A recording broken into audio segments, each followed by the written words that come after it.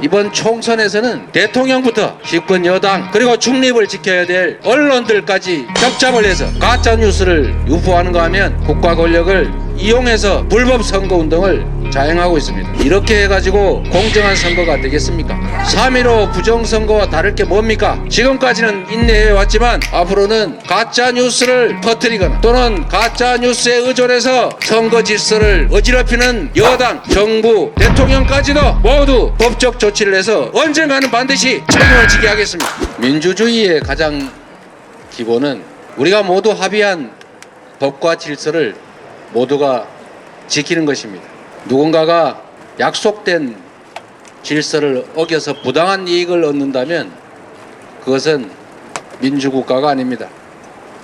그래서 평등의 가치는 특히 법 앞에서 중요성을 갖습니다. 선거도 국민의 주권을 행사하는 그야말로 대한민국 민주공화정의 근간을 이루는 중요한 제도입니다. 근본적으로 공정해야 하고 이 공정성을 국가 권력을 통해서 확보해줘야 합니다.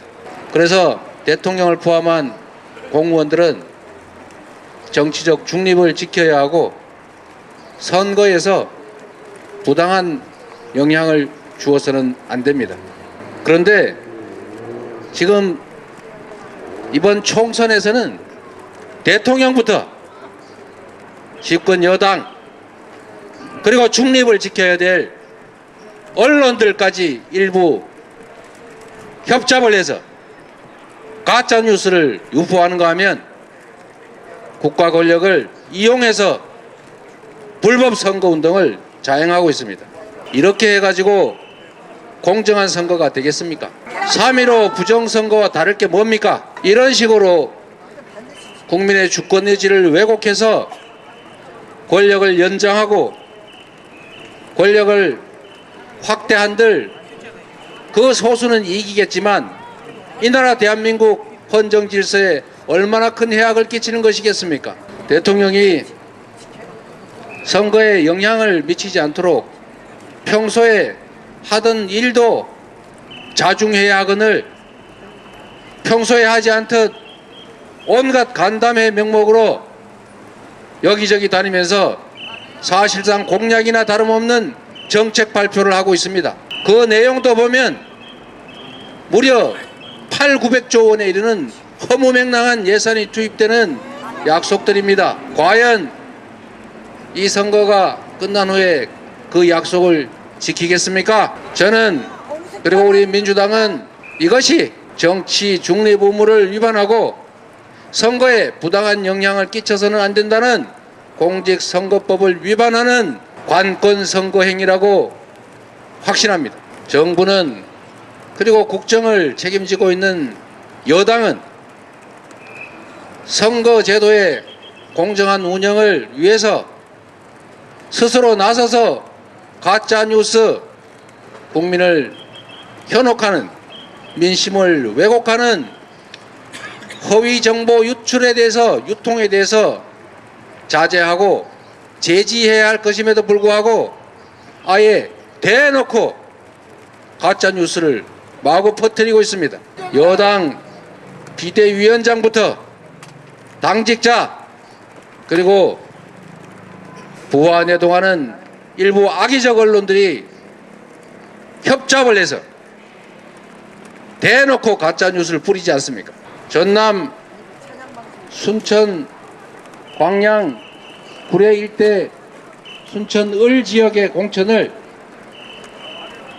권향엽 전 당직자를 단수 추천했다고 그 사람이 제 아내의 비서라는 등 사천을 했다는 등 이런 가짜뉴스를 보도하는가 하면 그걸 집권 여당이 증폭시키면서 민주당의 공천 시스템을 폄하하고 정당한 공천 행위를 사천으로 조작 왜곡하고 있습니다.